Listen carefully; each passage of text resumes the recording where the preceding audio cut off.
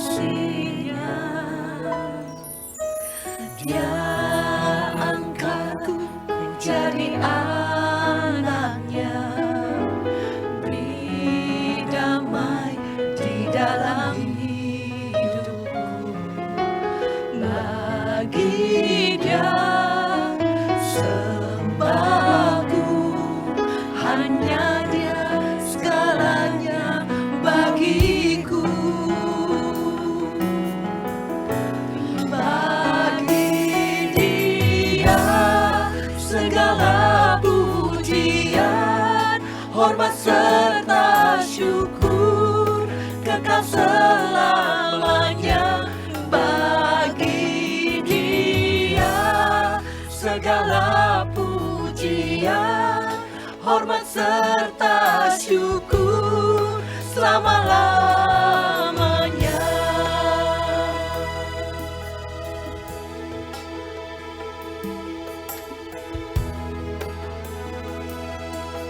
Karena begitu besar kasih Allah akan dunia ini, Yesus telah mati bagiku. Dia Tuhan selamatkan jiwaku. Tuhan selamatkan jiwaku. Bagi Dia pujianku tak dapat ku balas kasih-Nya. Dia angkatku jadi anak-Nya, beri damai di dalam hidupku. Bagi Dia sembahku, hanya Dia segalanya bagiku. Bagi Dia segala pujian, hormat serta syukur kekal selamanya. Bagi Dia segala pujian, hormat serta syukur selama-lamanya. Bagi Dia segala pujian, hormat serta syukur kekal selamanya. Bagi Dia segala pujian, hormat serta syukur selama-lamanya. Selama-lamanya.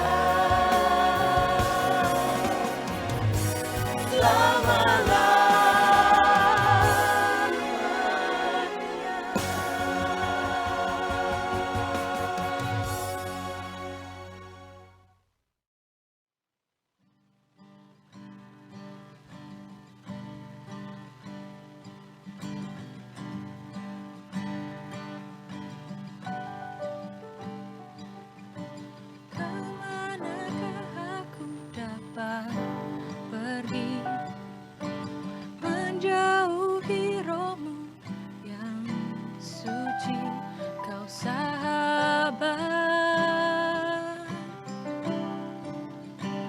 dan Kau dekat.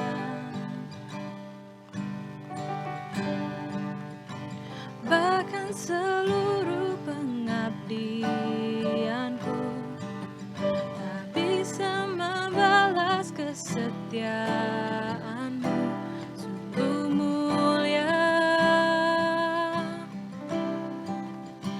dan berharga. Sungguh besar pengorbanan-Mu bagiku, terlalu dalam untuk dimengerti. Sungguh besar,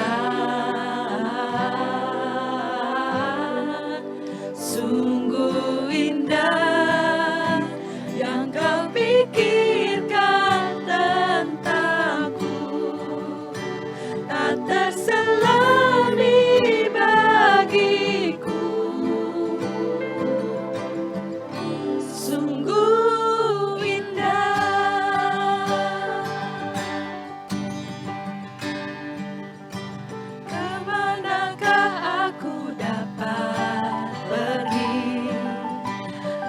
menjauhi rohmu yang suci, kau sahabat dan kau dekat,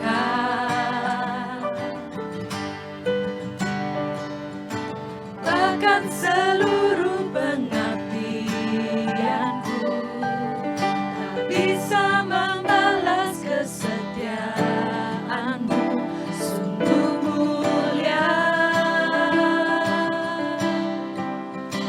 dan berharga, sungguh besar pengorbananmu bagiku, terlalu dalam untuk dimengerti, sungguh besar, sungguh indah yang kau pikirkan tentangku, tak terselami bagiku, sungguh indah, sungguh besar pengorbananmu bagiku, terlalu dalam untuk dimengerti,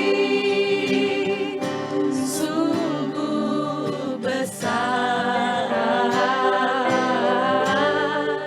sungguh indah yang kau pikirkan tentangku, tak terselami bagiku, sungguh indah.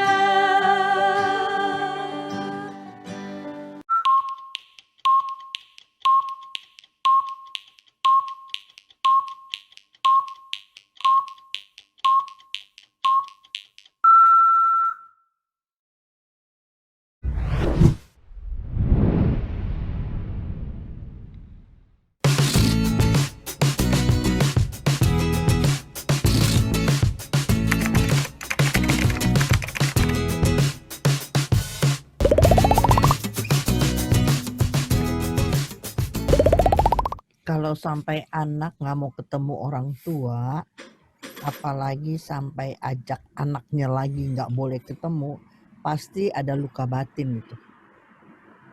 Kira-kira lebih cenderung itu dia punya luka batin. Dia sakit, nah itu dia yang tadi saya bilang belum bisa memaafkan, gitu ya. Jadi kalau nanti lebih dalam, kenapa coba Tuhan Yesus ditanya sama orang-orang, "Guru, ajari kami berdoa." Terus Yesus ajarin berdoa Bapa kami. Di akhir dari ajarannya, ampunilah kesalahan kami seperti kami pun mengampuni. Kan lucu. Orang kagak tanya soal ampun mengampun kok. Orang ngomongnya bagaimana kami berdoa. Tetapi kenyataannya tadi yang Sandy bilang, orang dalam kebersamaan pasti ada yang nggak cocok. Tadi kan Sandy bilang, teman baik tinggal serumah, suami istri dia yang pilih sendiri, kawin sama dia sampai kawin kabur, sampai segala belain, akhirnya pisah. Saya ingat banyak itu problem rumah tangga, nggak disetujui orang tua, tapi si anak tetap mau menikah, tetapi cuman bertahan berapa tahun udah punya anak, akhirnya pisah.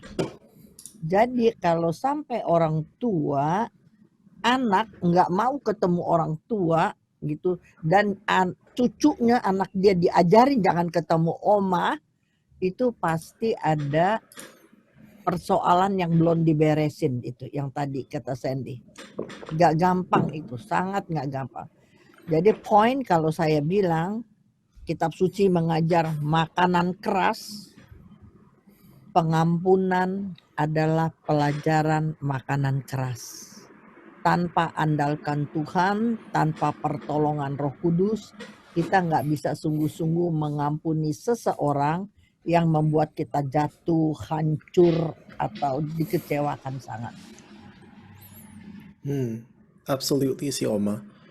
Dan kalau Sandy boleh tambahkan sedikit, bahwa mengampuni dan rekonsiliasi itu dua proses yang berbeda. Contohnya, kita diampuni Tuhan saat Yesus Kristus mati di kayu salib. Kita rekonsiliasi dengan Tuhan saat kita mengaku bahwa kita orang berdosa dan kita lahir baru. Jadi sama seperti itu. Pengampunan adalah pilihan. Itu satu pihak. I can choose to forgive.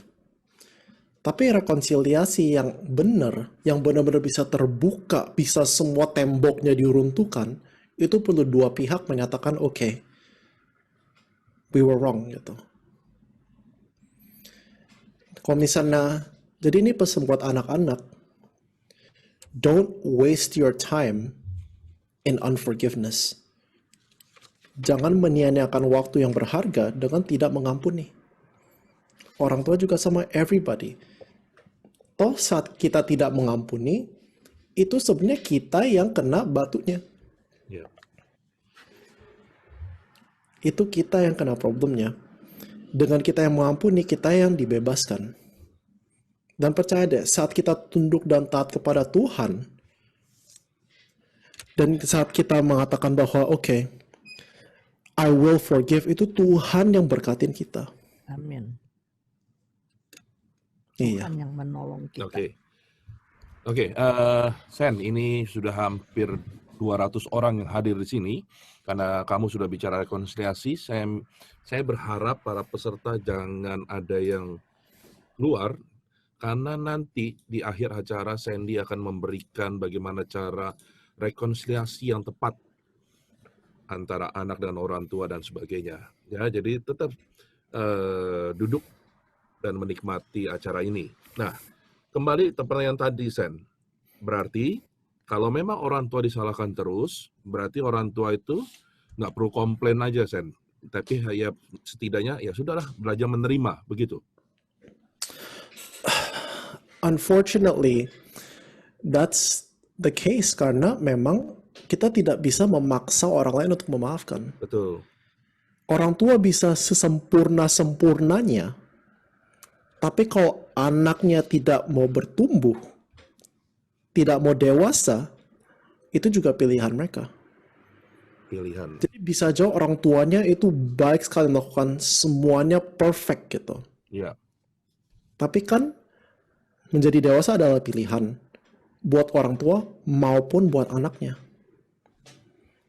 Jadi ada situasi di mana orang tuanya sudah minta maaf, tapi anaknya tidak mau memaafkan. Mungkin salah satu alasannya, dan saya rasa ini banyak orang mengalami ini, it's comfortable untuk tidak mengampuni. Ya. Saya merasa secure bisa dengan terus menjati atau bisa terus menyalahkan orang lain for my actions. Kalau saya terus salahin orang lain, maka saya tidak usah bertanggung jawab untuk kesalahan maupun pilihan saya. Saya bisa blame terus orang lain. Saya bisa bilang, oh I did this karena this happened in my family gitu. Tapi dengan demikian kita tidak akan pernah bisa dewasa. Ya. Kalau kita terus menyalahkan orang lain untuk kesalahan kita. Oke, berarti dalam hal ini, ya setidaknya sebagai orang tua, kalau memang anak tidak memilih berubah, ya orang tua berdoa aja ya, mendoakan begitu ya. And it's very important as well bahwa orang tua punya support and community. Ya. Kalau misalnya hanya bergantung kepada anak untuk support, untuk kasih sayang, anak kan labil Maminya gitu. Stres. Iya. Tinggal tunggu waktu maminya yang stres. Iya. Oke. Nah, Sen, sekarang kalau tadi anak laki-laki 25 tahun, ini sekarang anak perempuan 24 tahun.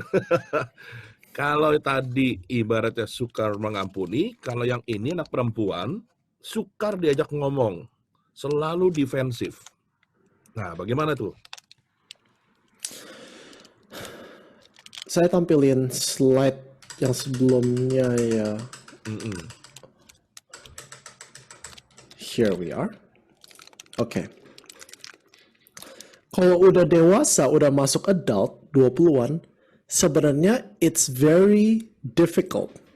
Bukan lebih difficult, there's less yang bisa dilakukan. Kalau misalnya anaknya masih 5-8 tahun contohnya gitu, dan mereka suka diajak bicara, kan mereka masih di rumah. We sit down, okay, what's happening gitu. Tapi karena mereka sudah lebih dewasa, even kalau mereka tinggal di rumah, it's their choice. Yang kita bisa lakukan adalah refleksi. Apakah saya pernah membuat kesalahan?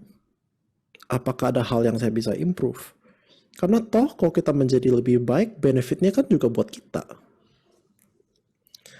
Dan seperti yang dikatakan tadi, itu penting sekali bahwa setiap orang tua itu punya komunitas atau support system sendiri, Om.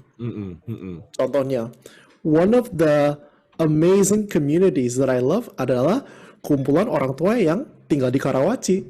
Yeah. Bisa kumpul bareng, bisa main bareng, Yeah. bisa pergi bareng. Dulu tahun lalu itu ada pernikahan teman saya Elis dan Ito, yang anaknya Tante Santi dan Om Alex kan. Terus banyak yang datang ke Australia. Habis itu kita jalan bareng-bareng. And saya lihat bahwa grup ini akur sekali. Setiap orang tua perlu ada komunitas, perlu ada grup, perlu ada support yang bisa main bareng, sehingga kalau anaknya kenapa-napa, mereka masih ada yang bisa doain, masih ada yang bisa support, Om. Yeah. Kalau Om sendiri gimana? It's like, what's your support system like? Untuk saya sendiri, Iya, Om. ketika lagi down maksudnya. Iya, if it's okay. Kalau saya memang kebetulan termasuk orang yang terbuka. Sehingga ketika saya lagi down, saya sebenarnya butuh support system dari teman-teman. Oleh karena itu, saya belajar banyak dari kehidupan saya membina banyak komunitas-komunitas. Nah, komunitas-komunitas itu kan berbeda-beda ya ininya ya, minatnya. Nah, saya tahu ketika saya down dalam masalah apa, saya bisa larinya ke komunitas mana. Demikian. Gitu yang biasa saya lakukan. Karena apa? Karena saya tahu ketika saya down dan tidak bisa mengatasi, maka anak-anak saya yang menjadi tanggungan saya, mereka juga akan terganggu secara mental. Betul nggak menurut saya? Iya, that's exactly right sih, Om.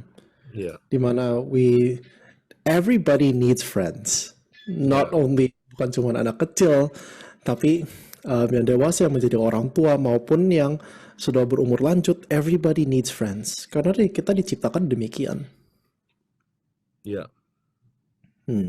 Nah, Sen, ini ada pertanyaan. Bagaimana mengatasi anak laki-laki tunggal 18 tahun hidup di Jepang dengan kehidupan yang berbeda di Indonesia?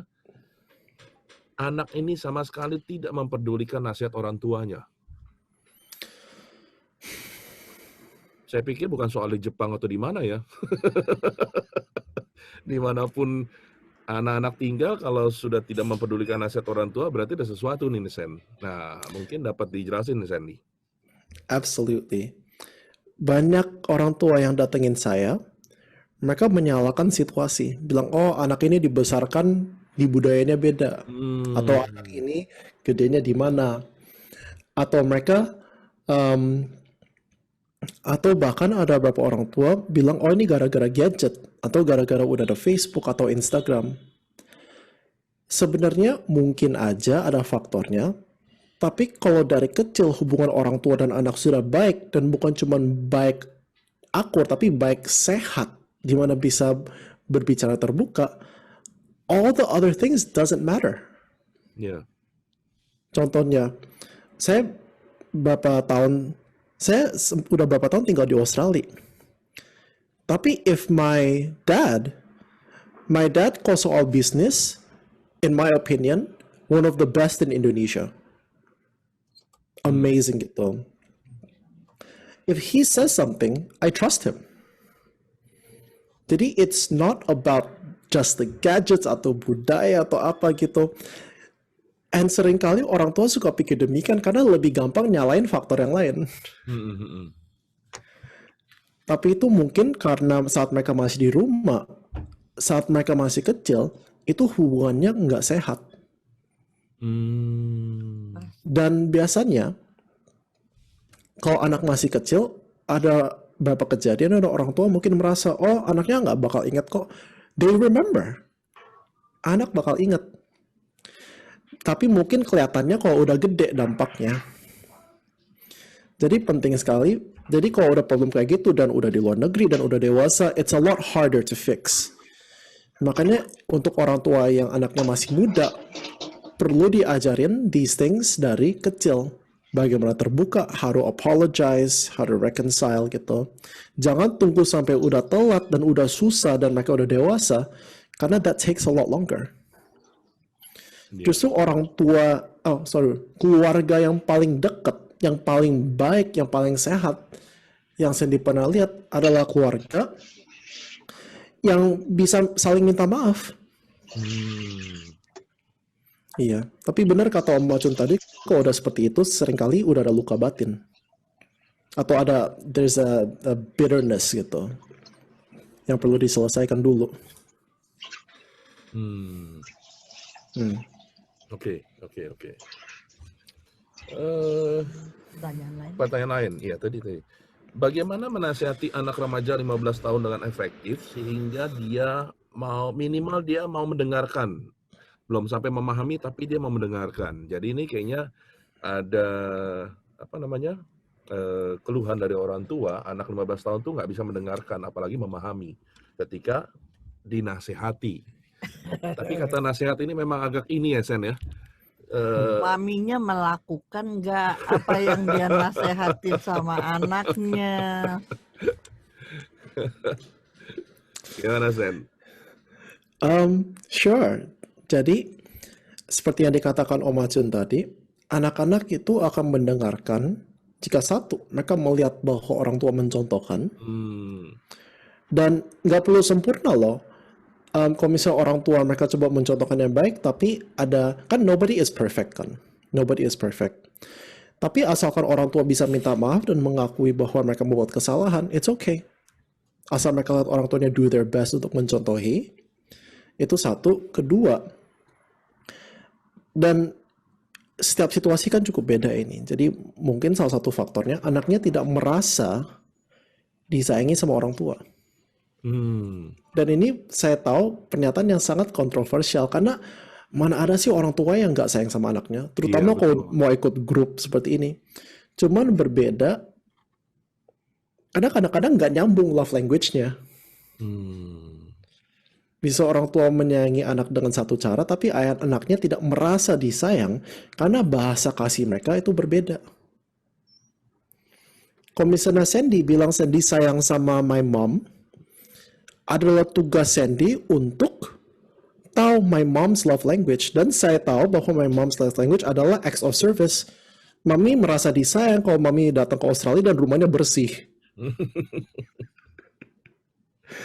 Sama, kalau kita berani bilang bahwa kita mengasihi atau sayang sama orang, kita harus tahu love language-nya. Nah, untuk kasih advice atau menasehati, satu, kita harus siap nasihatnya nggak diterima, terutama kalau udah remaja dan orang tua. Karena ingat, kita hanya bisa influence, kan? Kita tidak bisa kontrol pikiran mereka. Kita tidak bisa bilang, kamu harus percaya ini, kamu harus seperti ini. Nggak bisa.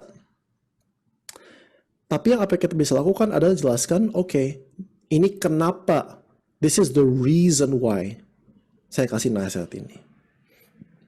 Misalnya, nak, kamu jangan kayak gini, karena gini. Lebih baik lagi kalau bisa diceritakan why you feel that way. As in like, kenapa ini nasihatnya baik, kenapa sampai conclusion tersebut. Dikasih background-nya, introduction-nya gitu. Karena anak-anak akan lebih respon kalau mereka ngerti, oh, I understand why you say this. Lalu bisa aja mereka udah dengar ngangguk-ngangguk, terus nggak didengerin kan. Tapi nggak apa-apa, as long as you do your part. Nanti mungkin satu hari berapa tahun kemudian baru mereka, now I understand. Betul. Karena toh namanya juga anak-anak. Saya tahu betul bahwa saat saya remaja, saya anaknya bandelnya minta ampun. Tapi I think I'm okay now gitu. Jadi meskipun kalau remaja agak bandel, don't be too worried. Saya punya salah satu teman, one of my closest friends. Dia saat dia remaja dia juga kadang-kadang agak bandel gitu. Jadi sekarang dia adalah salah satu orang yang paling dicari dalam industri pesawat di Australia. Wow. Iya, teman baik saya namanya Otto, my mom knows gitu. Hmm. Dulu setiap kali kalau kita kumpul, terus dia cerita tentang pas dia sekolah, kita selalu nggak bisa stop ketawa. Soalnya dulu dia anaknya aneh banget.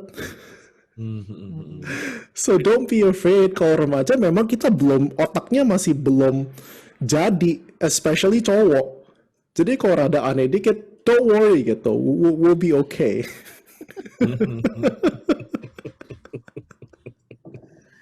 Ya itu sama dengan cerita ini. Banyak anak-anak saya nih ya, contoh ya. Anak saya tuh suka ngomong gini, "Papi, ini kenapa ya orang ini meninggal padahal orang baik.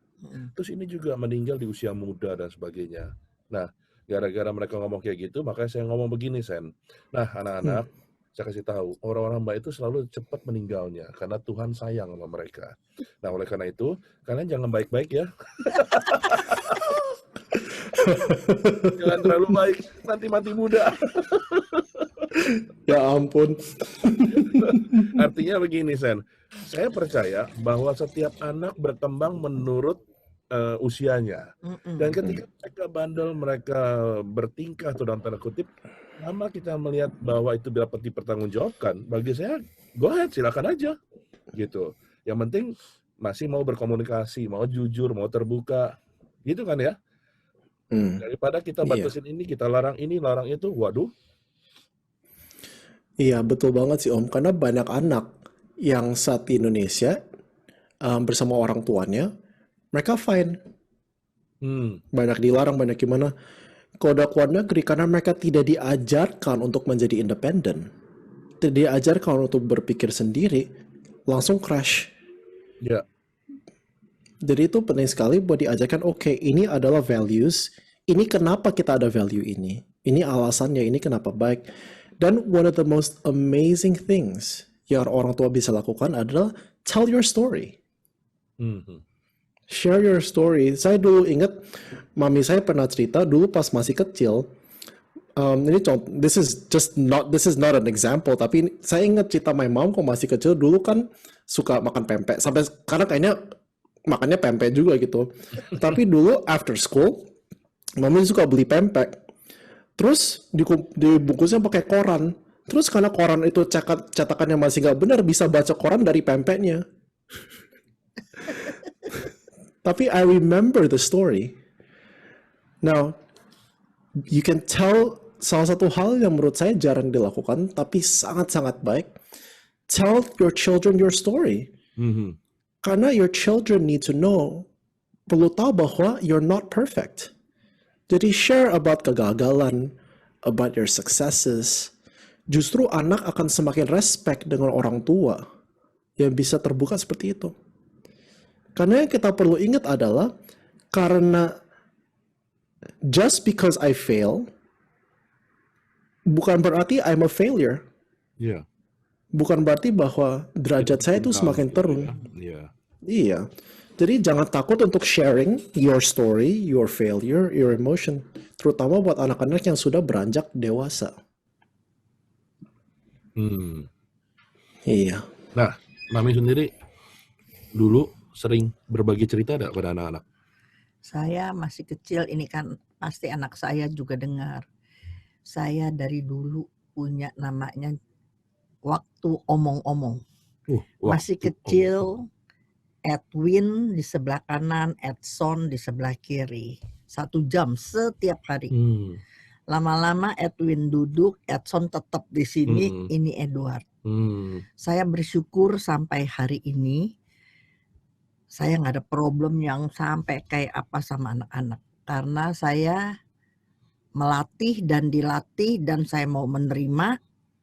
Kalau anak-anak bilang, aduh nggak bisa anterin Mi, aduh nggak bisa ini, nggak bisa datang, nggak bisa apa, ya udah. Ini anak-anak saya juga pasti lagi dengar. Saya belajar melakukan apa yang saya ajarkan sama anak-anak. Jadi anak-anak juga nggak merasa tertekan mungkin. Mungkin masih muda, dulu suka ribut sama papi. Anak-anak lihat itu aja saya ingat kalau dia lagi cerita ngakak-ngakak sambil ketawa gitu ya. Jadi orang tua baru bisa berubah. Kalau sadar hanya kekuatan Tuhan yang bantu merubah. Karena kita tadi saya lihat ada pertanyaan lagi, anak-anak udah besar, 4, 24, 25 mau berubah gimana? Udah nggak bisa berubah tadi kata Sandy, kan udah susah gitu ya kan. Tetapi alasan apa, cara yang terakhir, yaitu dekat sama Tuhan. Doa, puasa, sebab firman Tuhan berkata, di dalam nama Yesus tidak ada yang mustahil. Di dalam nama Yesus tidak ada yang mustahil. Kalau menurut cara dunia udah mustahil gitu ya. Udah punya keluarga sendiri, dia udah berdiri, udah mandiri, terus mau rubah apa? Mana bisa dia dengerin kita gitu, ya kan? Tapi saya sangat menganjurkan kalau mereka sampai berani begitu, sebenarnya yang salah bukan anak gitu ya. Sebenarnya kita juga yang salah orang tua. Karena kita tidak didik anak takut akan Tuhan di usia-usia yang kecil, masih anak di bawah 8-9 tahun, anak remaja, kita nggak jadi teladan untuk dekat sama Tuhan gitu ya. Kalau itulah waktu-waktu dia kata Sandy masih di dalam rumah gitu ya kan. Jadi kemana-mana kita bisa ancam. Ayo kalau nggak mau begini mami nggak ajak lo ya. Kalau nggak begini nggak ajak gitu ya kan. Jadi masih ada waktu kita mendidik. Tapi kalau udah anak fakultas apalagi dia udah menikah memang susah. Jadi pakai apa? Pakai lutut. Maksudnya? Berdoa. Oh. Pakai lutut berdoa, minta berseru-seru kepada Tuhan. Dan saya bersyukur terlalu banyak orang menikmati, merasakan, ditolong solusi yang datang dari Tuhan. Itu saja yang bakal orang tua. Jangan selalu salahin anak. Banyak lagi anak teman-teman saya, dulu anak saya baik, Ibu Cun, nurut. Aduh, sejak kawin sama si ini nih, katanya. Dia nih yang jadi robah nih. Dia yang jadi anak saya dulu mau gini. Sekarang sejak dia kawin, jadinya. Jadi bikin saya stres segala apa gitu. Jadi saya bilang, tadi yang tanggung jawab, tadi ada Sandy bilang, bahwa kita harus diajarin bertanggung jawab tentang minta maaf dan memaafkan. Sebab hidup kita adalah tanggung jawab kita. Hidup kita adalah tanggung jawab kita. Hidupku tidak tergantung dari apa yang terjadi atasku. Tetapi bagaimana saya menanganinya. Betapa labilnya kalau hidup saya sangat tergantung dari anak, sikon, orang. Hidupku, tanggung jawabku. Jadi ketika datang hal-hal yang di luar bisa diprediksi, jadi bagaimana saya hadapi, tergantung saya, bukan orang lain. Ya. Oke, terima kasih. Ya, jangan dari sekarang pun kelihatan ya, bahwa Mami memang dari dulu tukang cerita memang. Oke, Sen, ini ada satu pertanyaan menarik. Bagaimana mengatasi anak perempuan yang selalu kecewa dengan dirinya sendiri, suka menyendiri, dan selalu bertengkar dengan adik laki-lakinya? Okay. There's a lot of factors in that question gitu. Menyendiri, suka bertengkar dengan adik laki-lakinya. lalu tidak Kecewa pernah dengan dirinya sendiri. kecewa dengan dirinya sendiri. Kasihan ya. Kenapa Oma? Oma mau sharing dulu? Enggak, terusin Sandy. Sama suka gitu biasa, ngedumel. Ini dikasih tahu gak anaknya umur berapa tadi? Nah, ini dia nggak kasih tahu sebenarnya anaknya umur berapa, usia berapa. Oke, Pasti remaja ke atas itu, pasti remaja ke atas. oke. Itu especially for girls, banyak sekali yang mengalami self-image problem. Self-image problem, banyak yang merasa bahwa they're not beautiful. Dan ada banyak orang yang merasa bahwa mereka merasa kayak they're not good enough. Mereka nggak, they fail gitu. Percaya diri. Nggak percaya diri. Nah, itu mungkin karena sebelumnya it's never enough, nggak pernah di-acknowledge usaha mereka. Ya, Karena mereka selalu ditekan, mereka merasa bahwa not enough, mereka mulai merasa, oh iya ya, emang anything I do is wrong. Jadi itu perlu dari kecil, dan kalau emang udah dewasa perlu diubah bahwa kita bukan encourage, dan kita jangan, I'm trying to say this properly. Kita jangan award atau encourage mereka punya hasil, melainkan effort yang fokus mereka pada lakukan. hasil. Ya, Jangan hanya fokus pada hasil, fokus kepada effort yang mereka berikan. pada prosesnya mereka, ya. Exactly. Dan nggak ada salahnya just reminding them bahwa, hey, did you try your best gitu? Did you try hard? Dan kalau iya, celebrate that. Ya, Kita turut bersuka cita, kita turut celebrate itu. Mungkin dengan self image-nya bisa membaik, tidak akan semakin menyendiri. Tapi cek juga, karena orang tua perlu cek sama sekolah, ada gak kasus bullying yang terjadi? Iya. Karena itu penting sekali. Makanya ini banyak sekali faktor untuk dalam satu pertanyaan yang seperti ini. Dan harus dihandle case by case. Kalau soal bertengkar sama adiknya, I don't know yet. Tapi itu bertengkarnya seperti apa? Maybe next time we can explore a little bit further. Karena untuk saudara ada sedikit konflik, itu suatu hal yang wajar. ya. Exactly. Seperti itu sih, Om. Betul. Jadi sebenarnya bahkan kadang-kadang secara nggak sadar ya, orang tua tuh kadang-kadang dari anaknya kecil, orang tua lah yang membuli anaknya sebenarnya secara nggak langsung. Kita di Choice malam hari Sabtu malam, inget nggak? Ya, Kenapa orang-orang begitu? Dari kecil 3 saudara, dia paling hitam. Dipanggil bukan namanya. Mana nih si hitam nih? Si hitam mana? Si hidung gede mana nih si hidung gede? iya. Jadi dia udah minder hidung gede. Apalagi saudaranya udah punya pacar, dia belum punya pacar. Dia inget orang mau nggak saya hitam, saya hidung gede gitu. Nah ini Sen, dari cerita Oma tadi ya, kadang-kadang banyak orang tua ketika diangkat masalah kayak begini, mereka bilang, nah kan kita bercanda, Iya, enak gitu aja. kan ya. Nah, apakah yang disebut bercanda ini dapat dipahami oleh anak, Sen?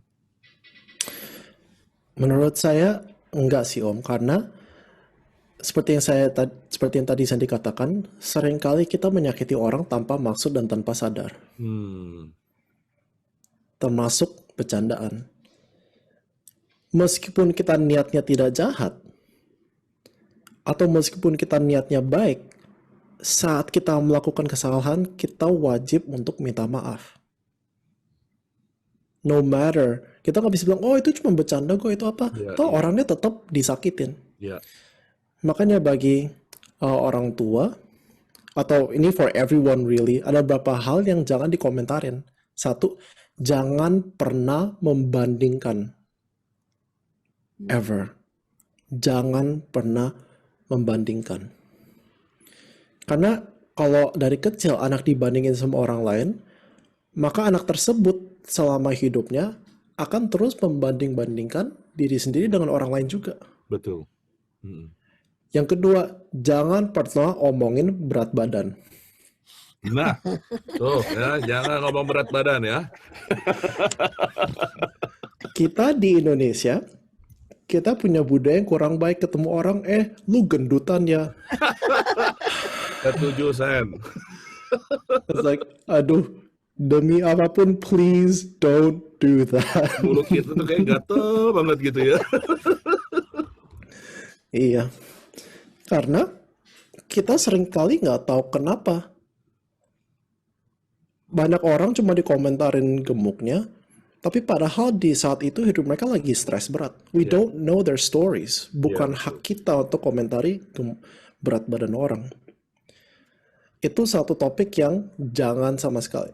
Tapi saya tahu betul kalau misalnya ada orang tua khawatir untuk kesehatan anaknya, Iya. bisa bilang gini, hey, I'm worried about your health. Hmm, Jadi jangan fokus ke berat badannya, ya, fokusnya ke kesehatan. ya, Karena for a lot of children, especially girls, ini adalah satu hal yang sangat sensitif. Self-image gitu. ya, Jadi jangan bilang, oh kamu jelek atau kamu gemukan ya, atau things like that. Just say that, oh I'm worried about your health. Dan ini hanya kepada orang yang dekat, as in like orang tua sama anak. Kalau misalnya kita orang luar, especially to strangers, even ke temen pun, don't talk about that. Bukan haknya kita. Sorry. Dan kalau sampai kita mention dan orangnya tersakiti, salah lagi kita. ya, So just don't mention about that. Jadi yang dua, comparison and weight. Dan meskipun kita bercanda, ingat bahwa kata-kata punya kuasa. ya, Meskipun kita bercanda, karena sebenarnya banyak orang yang bullying, mereka bercanda doang loh. ya, Tapi efeknya itu bisa sampai anak bunuh diri. betul, betul, Jadi kita harus sangat hati-hati sama perkataan kita. betul. Jadi bercanda pun harus dalam keadaan sadar ya. Artinya jangan sampai kebablasan dan kemudian menghancurkan setiap pribadi, terutama anak-anak. Ujung-ujungnya Exactly. kalau kitab suci bilang jaga setiap perkataan yang keluar. Ya, Mati dan hidup dikuasai lidah. Itu sangat penting gitu, ya kan? Jadi dari semua buah roh 7 keluar dari mulut. Jadi hati-hati dengan mulutmu, hati-hati. karena harimau mulutmu adalah harimaumu. Ya.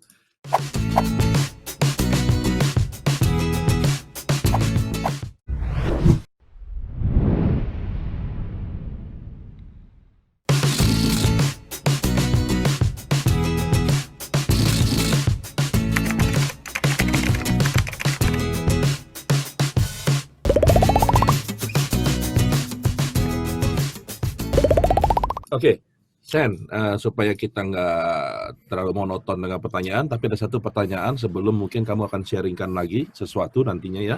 Ini pertanyaan menarik begini nih. Bagaimana membimbing anak yang bapaknya sudah menikah lagi dengan wanita Katolik lain, tapi tidak anulasi loh ya? Doa, baca kitab suci, retret luka batin dengan anak sudah. Tapi anak itu sendiri tidak menghargai ibunya yang sekarang. Ini yang ngomong siapanya? Nah, ini yang nggak jelas karena anonimus. Ini yang ngomong Mungkin si yang anak, ya, apa si mamanya, nggak jelas. apa Bentar. siapa yang ngomong? Sepertinya mamanya nih. Jadi mamanya merasa bahwa ini anak sudah ikut retret luka batin, udah doa, udah baca kitab suci, tapi nggak menghargai ibunya sendiri. Gitu loh. Semoga saya benar ya, bagaimana membimbing anak yang bapaknya sudah menikah lagi. Artinya bapaknya menikah lagi, anak ini dibimbing sama ibunya. Nah, Okay. gimana tuh Sen? Okay. That's a very big question. Sama seperti sebelumnya ada banyak faktornya. Betul. Yang pertama adalah anak itu bagus sekali kalau anak dibawa ke komunitas buat belajar Alkitab. That's already a good first step. Apakah anak itu punya luka batin dan apakah anak itu terutama apakah anak itu bisa menyelesaikan luka batinnya? Nah, Itu adalah perjalanan dan journey mereka. Mungkin in my case, saya bisa menyelesaikan luka batin ataupun luka dalam hati itu dengan waktu yang berbeda dengan contohnya cici saya, kakak saya. Mm-mm. Meskipun kita dalam keluarga yang sama, everyone has their own journey.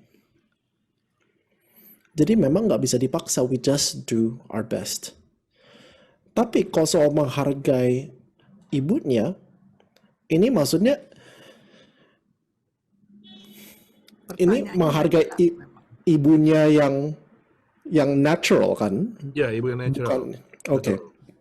Nah itu bisa berapa alasan. Satu, unfortunately banyak mothers yang single mothers, mereka karena stres, mereka secara nggak sadar melampiaskan kepada anak. Hmm. Mereka merasa it's the right thing to do, tapi lalu anaknya jadi luka. Kedua, bisa aja anak ini meskipun dididik dengan baik, anak ini yang kurang disiplin. Hmm. Itu butuh mentorship, itu butuh komunitas, itu butuh counseling gitu. Jadi bagus sekali dia ikut komunitas. Bisa aja ibunya does everything perfect, tapi anaknya yang tidak punya kesadaran diri untuk hargain. Betul. Yang ketiga, apa yang dimaksud dengan dihargain? Karena bisa aja kalau bahasa kasihnya berbeda, meskipun anaknya sayang banget, antara dia tidak bisa komunikasikan, atau bahasanya nggak match. Ya. Contohnya, kan balik ke contoh tadi, my mom sukanya acts of service. Ya. Kalau Sandy masakin, kalau Sandy bersihin rumah, mami bisa datang, terus Sandy beliin makanan banyak banget. Sandy beliin apa gitu, everything, mau bunga ungu banyak gitu. Tapi rumahnya nggak dibersihin. Right? Jadi bahasa kasihnya nggak match. Ya. Jadi Iya. bagi ibu yang bertanya ini, mungkin sebaiknya anaknya harus dimasukin ke dalam komunitas. Iya. Karena mau ikut retret 10 kali pun tanpa komunitas, nggak akan pernah sembuh, gitu ya. Dan yang kedua, mulailah berkomunikasi mencari apa sih arti penghargaan, ya kan? Belajar firman, terdapat Matching, sedia. gitu. Supaya akhirnya jangan sampai salah paham dulu, begitu ya. Ya. Exactly. Karena even dalam relationship yang baik perlu terus komunikasi kan. Iya. Jadi tanda relationship baik itu bukan tidak ada konflik, melainkan terus ada komunikasi yang terbuka. Jadi no matter how good we are, itu mutlak kita perlu bilang, oh I like this, I don't like this, I like that or I don't like that, dan kita harus belajar menerima. Ya, Iya. betul. Kayak Nah, Sam, karena ini kita tadi sudah bicara luka batin, maka tadi juga ada bicara tentang pengampunan dan rekonsiliasi.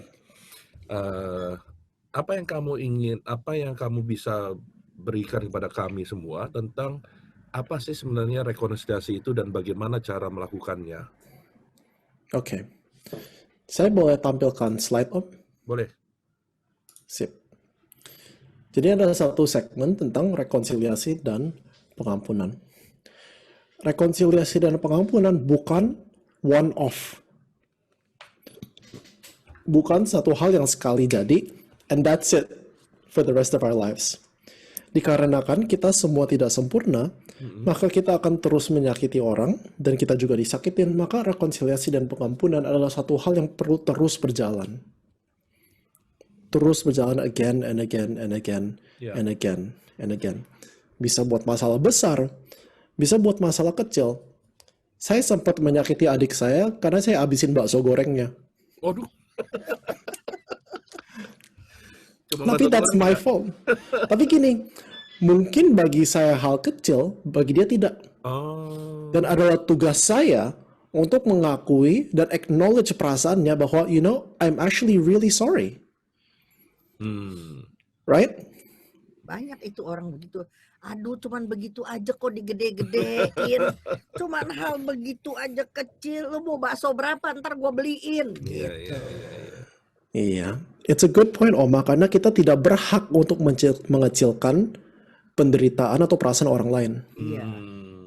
Itu Kita tidak punya hak untuk mengecilkan penderitaan atau perasaan orang lain. Iya. Sebab Sammy bikinnya udah setengah mati, dia yang cincang-cincang, dia udah pakai bumbu yang dia suka, dia spesial itu unik bakal dia spesial. Tahu-tahu kamu abisin. Dia Kamu beli sih bikin Oma. lagi 10 biji, belum tentu seperti yang dia inginkan. Iya, Kenapa begitu? iya. Iya, Tapi that's bagi right. kita suka lumrah. Kita keluar, alah cuman bakso doang, aduh bakso doang bikin ribut gitu kan, kita suka begitu. Iya, iya. Iya, dan kita sering punya ekspektasi kalau kita lumrah itu kayak cincai gitu bukan sih Iya. maksudnya? Iya. Kalau kita cincai maka orang lain juga harus cincai. That's not right. Hmm. Karena setiap orang punya perasaan masing-masing. Dan we have to acknowledge that. Kita tidak bisa bilang, oh itu mah kecil gitu. Itu mah nggak apa-apa. We cannot do that. Kita harus acknowledge and we have to remember that. Nah, yang setelah ini saya mau katakan, kan yang tadi kita bahas sudah cukup berat kan bahannya. Yeah. I believe this is one of the heaviest things I will say today. Oke, sekarang giliran Sandy. Oke. Pengajaran lagi. Oh enggak sih, ini cuma satu statement. Nggak bisa ada slide. Tapi what I wanna say is this. Ini buat orang tua, dan saya mengatakan hal ini karena I hope that everybody can have healthy families. Orang tua siap gak kalau satu hari anaknya bilang, selama ini I've been very hurt. Mungkin bagi orang tua merasa, oh family kita fine-fine Bahasa aja. Indonesia, Sandy. Iya, Oma. Mungkin ada orang tua atau mungkin ada anak juga yang merasa bahwa selama ini fine-fine aja. Selama ini kita happy kok. Selama ini kita oke. Tapi siap gak kalau mendengar bahwa ada anak ataupun orang tua mengatakan selama ini dan bisa bisa 10 tahun, bisa berpuluh-puluh tahun, aku sebenarnya masih sangat terluka. Aku masih Sangat terluka. iya. Bisa terima gak kau bilang kayak gitu? Aku tertekan sekali dengan sikap kamu begitu. Nah, berani nggak tuh? Exactly. Mungkin itu sakit sekali untuk didengar. Tapi tidak ada rekonsiliasi tanpa rasa sakit. Amin. Memang harus dilaluin. Kalau misalnya ada anak yang mengatakan bahwa selama ini saya merasa tertekan. Selama ini saya merasa di pressure. Apakah sebagai orang tua yang sudah berkorban mati-matian untuk anaknya bisa bilang, you know, I'm sorry. Dan saya tahu, dan saya rasa itu pasti berat sekali. Saya bukan orang tua, tapi saya banyak konseling keluarga, tapi I can't imagine what that's like. Tapi dengan bisa seperti itu, anak akan respect. Sangat-sangat respect. Dan itu akan menghasilkan hubungan keluarga yang terbuka, yang healthy, yang benar-benar bisa mengetahui isi hati anaknya apa. Tapi kalau misalnya anaknya bilang, selama ini saya disakitin, saya tertekan, tapi orang tua tidak acknowledge dan bilang, oh tapi saya lakukan itu karena dulu saya pressure juga. Atau situasinya lagi nggak bagus saat itu.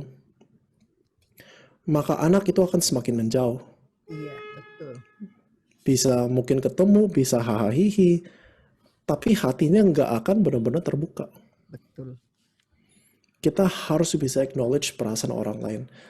Sekalipun kita sudah berkorban, sekalipun kita berusaha mati-matian, kita harus berani acknowledge orang lain dan katakan, saya minta maaf. Nah, Saya punya teman, ya. gak apa-apa, Saya Oma, punya go on. teman Sandy, tante-tante, mami-mami. Dia bilang, Cun, anak gua kurang ajar sekarang, Cun. Belum bisa kasih duit. Aduh, komplain melulu. Tertekan. Dia memang belum menikah, sekarang dia indekos, dia mampu bukan indekos, dia di apartemen, saya nggak tahu lah, dia kontrak, entah dia beli, saya nggak tahu. Tetapi dia nggak mau tinggal sama maminya. karena maminya terlalu, kalau bagi saya terlalu ngatur. Orang tua tuh terlalu ngatur. Jadi supaya dia jangan blocking sama maminya, jadi dengan berbagai alasan dia tinggal sendiri. Nggak mau ribut di depan mami, diem. Nah, hal begitu kan tidak membuat rekonsiliasi ya, Sandy ya. Malahan satu hari kalau dia menikah, anak itu bisa hilang. Bagaimana? Sandy? Exactly. Betul sekali, Oma. Karena ingat bahwa seringkali kita menyakiti orang tanpa sadar dan tanpa ada niat jahat. Tapi kalau mau ada rekonsiliasi, maka kita harus berani mengatakan, I'm not perfect. I'm not perfect. Nobody is perfect. Iya. Benar sekali sih tadi yang Oma katakan. Nah, anak pun punya tanggung jawab untuk meminta maaf ke orang tua. Jadi ini bukan cuma ke orang tua ke anak, tapi saya tahu betul bahwa setiap anak is not perfect. Saya pun I'm very very not perfect. Jadi ini perlu dua pihak mengakui bahwa kita tidak sempurna, saling mengampuni dan saling rekonsiliasi. Ini prosesnya. Tapi sebelumnya saya mau katakan bahwa rekonsiliasi hanya bisa terjadi jika kedua pihak berani untuk terbuka. Tadi sempat discuss briefly, tapi kalau anaknya udah berani terbuka, mama, papa, saya sebenarnya selama ini merasanya seperti ini. Tapi kalau orang tuanya tidak mau terima, maka rekonsiliasi tidak bisa terjadi.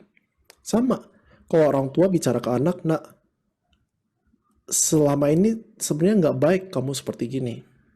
Tapi anaknya tetap defensif, maka juga tidak bisa terjadi rekonsiliasi.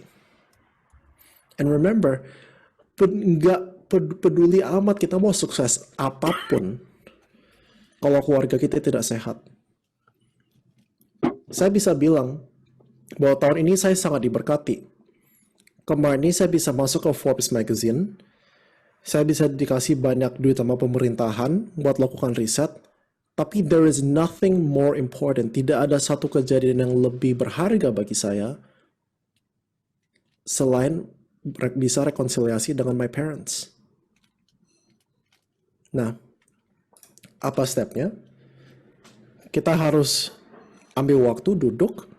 Dan kita kan kadang-kadang nggak suka kok di Indonesia. Suka apa tuh namanya? Nggak suka yang berat-berat, pengennya yang enteng-enteng gitu ngomongnya, yang happy. Tapi kadang-kadang we need to have serious talks. Kadang-kadang kita perlu berbicara dengan serius. Dan hanya orang-orang yang dewasa yang bisa duduk dan bicara dengan serius. Nah, ini ada dua pihak, ada A dan ada B.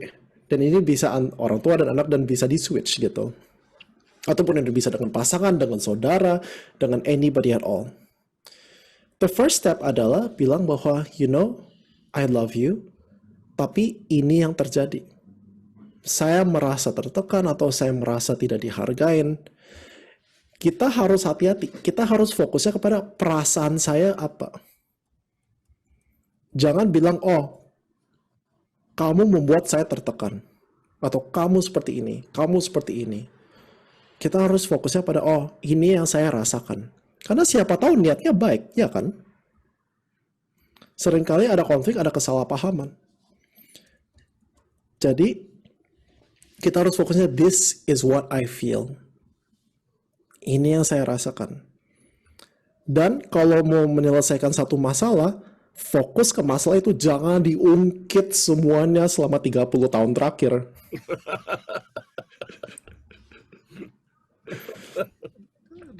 Iya, betul. Iya, one at a time. One at a time gitu. Bagi yang mendengarkan, ini biasanya satu proses yang sangat menyakitkan. Terutama ke orang yang kita sayang dan kita nggak sadar bahwa kita menyakiti dia.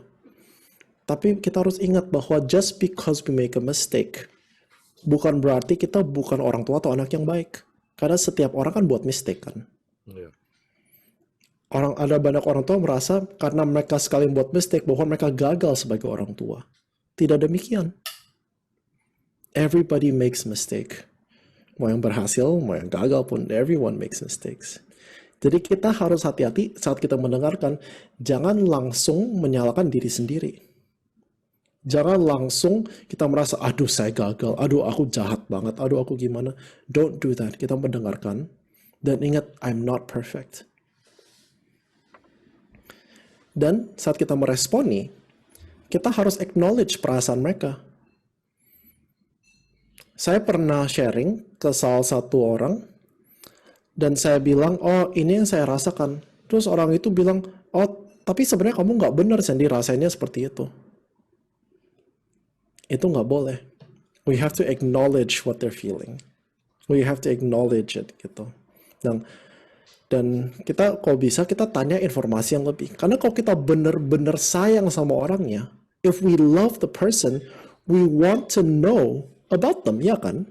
Kalau kita benar-benar sayang sama orang tersebut, maka kita mau tahu dong bagaimana kita bisa mengasihi atau kita bisa sayang atau care dengan orang itu dengan lebih baik.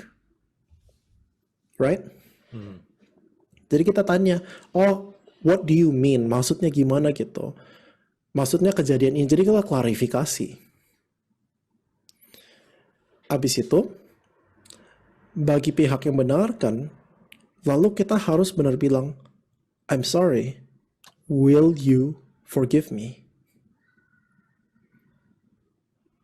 Jadi itu berbeda kalau misalnya, contohnya nih, Sandy lagi ngobrol sama my sister, sama kakak saya.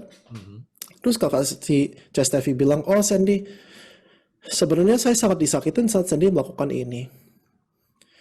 Kalau misalnya itu saya responnya, ya sorry lah, gini-gini. Kan itu berbeda sama, I'm really sorry. We have to take it seriously. Ada satu ungkapan penyesalan ya. Iya. Exactly. Karena seringkali kita gampang minta maaf sama Tuhan, tapi kita susah banget minta maaf sama sesama. Gengsi. Gengsi. Rasanya gengsi. Dan gengsi nih ya biasanya lebih tinggi kalau kita sudah merasa sudah berkorban bagi orang tersebut. Tapi karena nggak ada yang sempurna, we always have to apologize. Dan saat kita ask for forgiveness, kita juga harus bilang, saya minta maaf karena saya membuat kamu merasa ABC. I'm sorry because I made you feel this way. One of the things that I love, jadi sebenarnya pasangan saya juga ada di Zoom call ini. Saya masih belajar untuk bisa komunikasikan perasaan saya. I'm still learning. Tapi kalau misalnya saya agak diam, dia suka tanya, did I do anything wrong? Apakah saya ada membuat satu kesalahan? Dan perlu satu kerendahan hati dan suatu kekuatan untuk bisa tanya, hey, did I do something wrong? Kalau ada, saya minta maaf loh. Jadi jangan tunggu 20-30 tahun sampai rekonsiliasi. Setelah rekonsiliasi yang pertama perlu berjalan terus. Right? Again and again. Lagi, Sandy. Orang berasumsi paling sering. Jadi nggak berbijak kepada kenyataan. Kamu begini kan maksudnya begini kan? Kamu dorong-dorong makanan kan kamu nggak suka makananku. Jadi dia berasumsi. Kamu ini disengaja-sengaja datang telat. Kamu kan nggak suka datang ke pesta itu kan? Gimana tuh kalau ketemu teman-teman yang sering berasumsi? Aku udah bilangin, berasumsi itu dosa, belum tentu benar. Tapi orang bilang, iya, kalau berasumsi kan menurut pendapat saya dan itu belum tentu benar gitu. Banyak sekali saya tangani konseling keluarga adalah suami sering berasumsi, istri juga. Biasa udah pulang jam segini, ini belum pulang jam segini. Kamu gini-gini kan? Nah, gimana tuh Sandy? Iya, padahal telat karena beli nasi goreng or something like that kan. Aduh, sorry. Tapi iya. Asumsi dulu ya. Kita sebagai manusia, kita punya kecenderungan asumsi yang jelek. Kita sangat-sangat punya kecenderungan langsung asumsi yang jelek. Makanya saat kita bicara, kita harus bilangnya, oke, ini yang saya rasakan. Kalau kita asumsi, kita langsung bilang, oh kamu seperti ini. kamu seperti ini. Makanya, saya tahu betul ini sangat menyusahkan pasangan saya, tapi setiap kali kita berantem, saya selalu tanya, mana buktinya? What's the evidence? Iya, jangan berasumsi. Iya. Apa evidence-nya? Karena sebenarnya itu juga mungkin karena saya peneliti kan. Kita setiap hari kerja dengan data, dengan evidence gitu. Makanya kalau lagi berantem pun saya tanya, what's the evidence? Tapi betul sih Oma, kita makanya sangat-sangat penting saat kita datang, kita langsung harus bilang bahwa, saat kita berantem, saat kita konfrontasi, saat kita mau rekonsiliasi, kita harus siap-siap, kita jangan defensif. Banyak orang konfrontasi, rekonsiliasi sebenarnya pengen cuma nyalain orang itu doang. Diri nyalain orang. Exactly. Dan tidak akan pernah terjadi rekonsiliasi kalau kita masih siap perang. Iya. Makanya buat banyak orang ini sangat susah karena serem. It's very very scary untuk bisa oke, ini saya am vulnerable gitu. Saya ingin terbuka. Karena bisa aja karena salah satu hal yang paling menyakitkan adalah kita udah berani komunikasi ke orang, hey, saya merasa ini loh. Tapi malah kita nggak dianggap. Itu sangat menyakitkan. Dan I wanna also emphasize here, ini mungkin agak poin yang sedikit berbeda, tapi ini penting sekali. Orang tua perlu contohkan ini demi kebaikan anak-anak. Kalau orang tua tidak bisa lakukan rekonsiliasi dengan baik, maka satu, pasti ada konflik dengan anak juga. Dan kedua, anak-anak nggak belajar bagaimana rekonsiliasi juga. Sehingga di rumah tangga masing-masing juga konflik terus. Dan kalau berantem terus, itu ada dampak yang sangat besar ke anak-anak. Bukan karena berantemnya, tapi karena anak-anak tidak belajar bagaimana rekonsiliasi. Tidak lihat ada rekonsiliasinya. Nah, balik ke step-stepnya. Kita sudah komunikasi, ini yang saya rasakan, ini yang terjadi, saya rasakan ini. Dan bagi yang mendengar, kita jangan membenarkan diri. Meskipun kita merasa bahwa kita punya alasan yang baik, penting sekali kita tidak membenarkan diri. Karena dengan kita kasih alasan itu seolah-olah kita katakan, oh, saya berhak bertindak atau berkata demikian. Kalau misalnya contohnya ada anak merasa, Mam, saya kurang suka kalau mama komentar tentang berat badan saya. Kalau misalnya maminya bilang, oh, tapi saya cuma bercanda. Itu bagi anaknya seolah dikatakan, oh, your feelings nggak dihargain. Your opinion, your thoughts itu nggak dihargain. Jadi nggak boleh kita kasih alasan. Kita harus siap secara mental untuk benar-benar rendah hati dan bilang, I'm sorry, I was wrong. Dan saat kita menyatakan, oke, saya sorry, saya melakukan ini, saya tahu bahwa saya lakukan A, B, C. Jadi kita ngerti apa yang kita lakukan.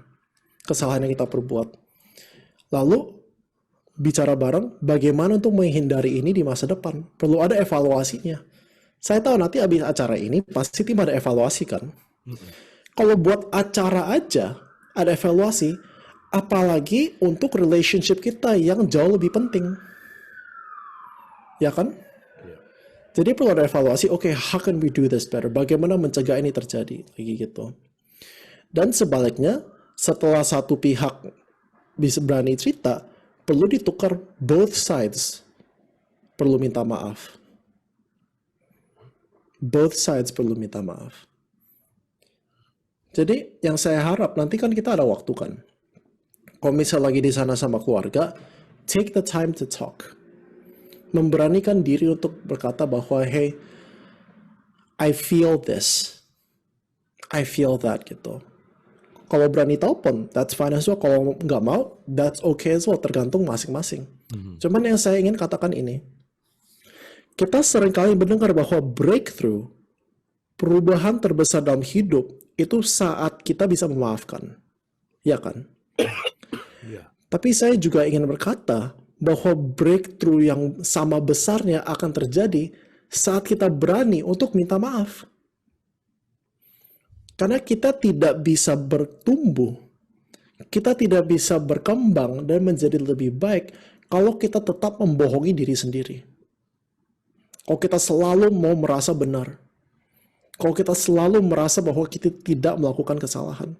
Kita tidak akan pernah bisa bertumbuh. Iya. Iya. Saya tahu banyak orang di sini. Everybody has problems. Kalau nobody had problems, maka webinar ini tidak akan terjadi. Ya. Take time to think. Apakah kita perlu minta maaf ke orang, sekalipun sakit? Atau kita perlu menyatakan atau kita perlu bilang ke orang, hey, sebenarnya you hurt me. And I love you. Dan I want us to be good. Karena kalau orang berani terbuka, dia bilang, oh kamu menyakiti aku. Itu artinya, ada orang yang saat mereka bilang kamu menyakiti aku, itu sebenarnya pengen nyerang doang. Tapi ada juga orang yang saat mereka bilang kamu menyakiti aku, itu untuk bisa repair atau memperbaiki relationship-nya. Iya. Jadi nanti ada waktu at the end, I hope that if you're there, talk to each other. Kalau misalnya mungkin gak tahu mau ngomong apa, bilang aja, have I done anything to hurt you? Apakah saya ada melakukan kesalahan yang menyakiti kamu? Kalau misalnya lagi sendirian, think about it. Refleksi, berdoa. Siapa tahu ada luka dalam hati kita yang kita belum nyatakan. Ataupun kita sempat melukai orang lain, tapi kita belum berani menghadapinya. Karena it's very hard untuk acknowledge bahwa saya menyakiti orang yang saya sayang. Nggak gampang. Iya. Begitu sih, Om sama Oma. Iya. Oke.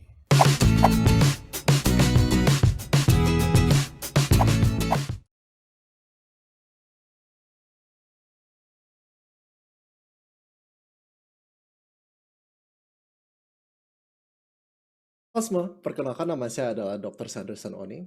Pada tanggal 31 Oktober kemarin, kami dari komunitas Santo Thomas mengadakan acara tentang parenting. Nanti pada tanggal 16 Januari dari 9.30 sampai 11.30 WIB, kami akan mengadakan part 2 atau bagian kedua dari webinar tersebut. Pada hari ini, saya ingin menjawab salah satu pertanyaan yang tidak sempat dijawab pada saat webinar yang pertama. Ready? Oke. Pertanyaannya adalah, bagaimana saya sebagai orang tua menghadapi anak remaja yang dimintai tolong tugas rumah, malah mengomel dan enggan membantu? Saya rasa banyak kali orang tua yang mengalami problem tersebut. Nah, kalau anak tidak mau membantu, ini adalah simptom atau tanda, ini bukan akar dari masalahnya. Kalau anak mau nurut aja atau mau hanya untuk membantu untuk bersihin rumah, itu namanya robot, bukan anak. Tapi kalau anak tidak mau mendengar, itu adalah satu simptom tanda dari suatu masalah yang lebih dalam. Nah, contohnya, bisa karena dari kecil anak tersebut tidak diajarkan disiplin. Dan anak semakin besar, semakin susah diajarkan disiplin tersebut. Bisa juga anak tersebut itu sebenarnya ada luka.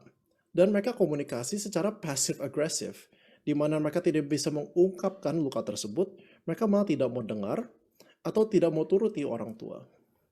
Bisa aja keluarga tersebut tidak biasa open communication, untuk mengungkapkan perasaan secara terbuka dan secara sehat.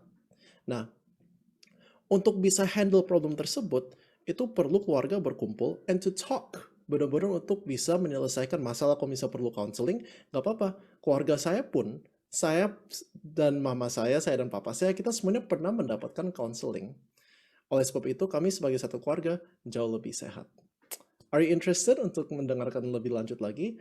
Datang ke acara tanggal 16 Januari dari jam 9.30 sampai 11.30 WIB. See you there.